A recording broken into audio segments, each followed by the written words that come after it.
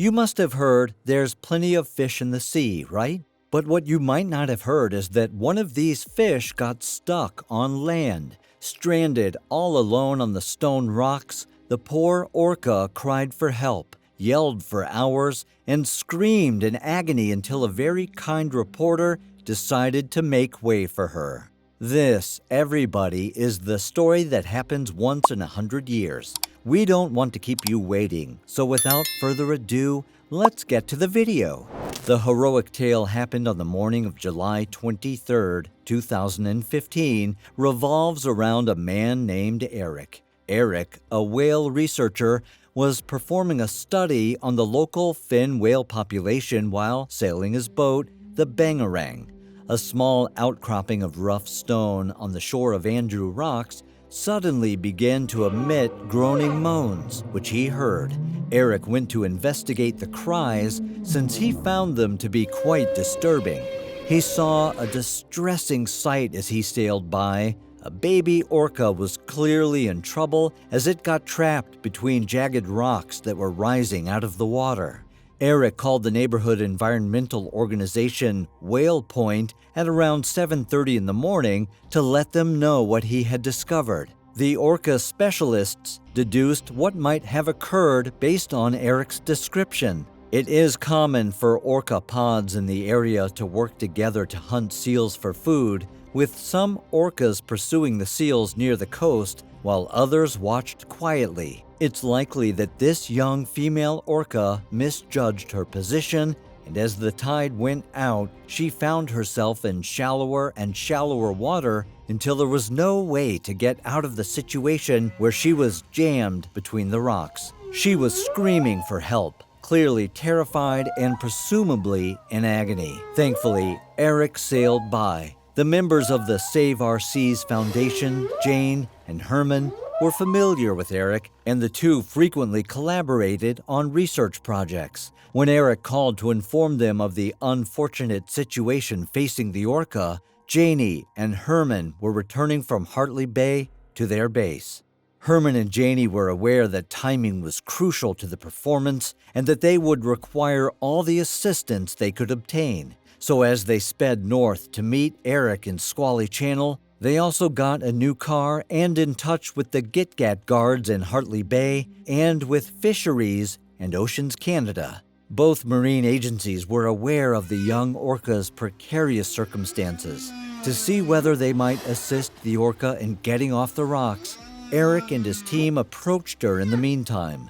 To prevent frightening her and potentially causing her to hurt herself while attempting to flee, they initially avoided getting too close to her. The truth of the matter was they would have been seriously hurt by her if they had attempted to pull or lift her off the rocks, due to the fact that the rocks were coated in barnacles, which may have sliced an orca's skin. She was already a bit bleeding from her tail and pectoral region. When Janie and Herman arrived, Eric discovered that DFO officials John Ford and Paul Cottrell had instructed them via satellite phone to keep the orca cool and wet until the tide began to rise once more, at which point she would be able to free herself. They were also told it would be another 8 hours before the tide rose again, and with that, the fairly long and legendary rescue started.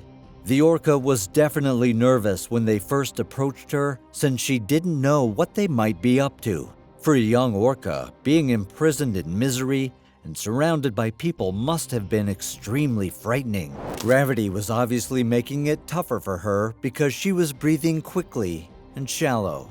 Using a hose and some duct tape, Eric smartly constructed a temporary water pump.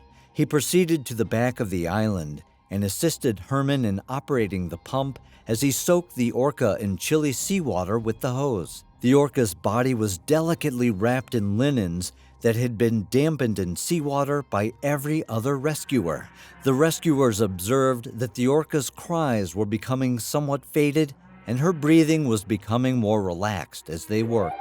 The orca was being consoled by humans, while her own pod could only wait nearby and call to her. It appeared that the people had gained the orca's trust. Each rescuer took turns in covering the little orca with seawater and changing her sheets with ones that had just been immersed in the sea. When they noticed that the orca's calf dorsal fin was beginning to dry out, they covered it with a pillowcase from Eric's yacht, which they dampened with seawater. Fortunately, it had been cloudy and overcast all morning long. The cloud cover, however, evaporated about noon as the sun reached its maximum and the day's heat finally started to take hold. The orca was kept cool and wet by everyone's diligent efforts. The humans meticulously cared for the orca while working in shifts, treating her as though she had a fever and swapping out warmer, drier coverings for colder, wetter ones, ensuring she wouldn't dry up from the sun's heat by continuously drenching her with seawater from the pump. If Eric had not heard the orca's cries, the rescuers could not help but imagine how terrible the situation would have been for the animal. The orca's head was not yet covered in anything because the rescuers didn't want her to become alarmed at this time. She might have felt more defenseless with her sight suddenly taken away, but it was imperative to shield the orca's sensitive skin from heat and dryness due to how intense the sun was. Janie recalls how one of the teammates cautiously draped a wet, chilly sheet over her head while carefully avoiding covering her blowhole as they approached the orca, slowly making their way into the water in front of her. The orca had the advantage of being young and very modest in size. She was only 9 years old. The wild population has a life expectancy of 30 and 50 years and weighs about 32,000 kilos on average. For comparison, consider that this is a typical hippopotamus or rhinoceros weight. Now, maybe you can picture that better. Her lungs would have been under more strain, and she might not have survived till the next tide if the orca that washed up on the shore had been bigger and older. Sadly, despite Eric's best efforts and the amount of duct tape he used, the water pump eventually cracked and could not be repaired. But just then, the sea started to rise once more, preventing what might have been a huge setback. The tide had risen high enough for the rescuers to start the procedure of releasing the juvenile orca after a total of 9 arduous hours.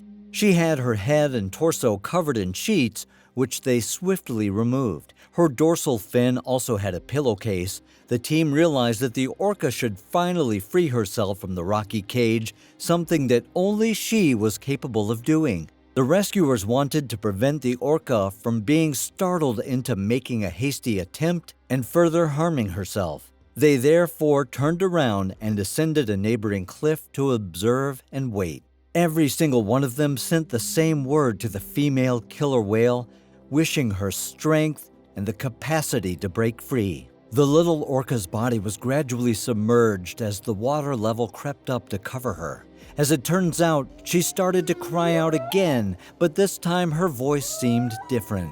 Maybe it was an anticipation of her impending release. She kept lying there, lifting her tail every now and then, but she wasn't trying to swim. Rescuers were growing anxious. They questioned whether something was wrong or whether she might be more seriously hurt than they thought. She might have been too exhausted from her arduous ordeal to put in this final enormous effort to flee. They understood at this point that they just needed to rely on the orca's calf's inherent instincts. She had been testing the water's depth with her tail, and when she was certain that it was safe and she would not risk getting hurt, she suddenly launched herself out of the water with 2 powerful thrusts. She rushed through the sea once she was free of the rocks. The researchers clapped and yelled, "You go, girl," as they stood watching from their boats and the nearby cliffs, exultant at their success. They had to work long and hard, more than 9 hours, but they succeeded. Eric was able to play the orca's call to the rescuers while she repeatedly cried out for her family to respond because he had submerged a hydrophone in the water. Her voice predominated for a moment. Eric and the other researchers were concerned and unsure of the whereabouts of the juvenile orca's pod for a brief period of time. Given how long she had been on the land, had they given up on her? Waiting listeners felt a sense of relief as they began to hear weak replies to the rescued orca's cries from a distance.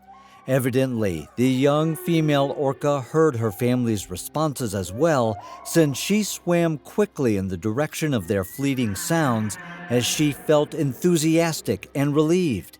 In unison with their shared feelings, a group of human rescuers stood. But what they had accomplished collectively, they were incredibly gratified and awed.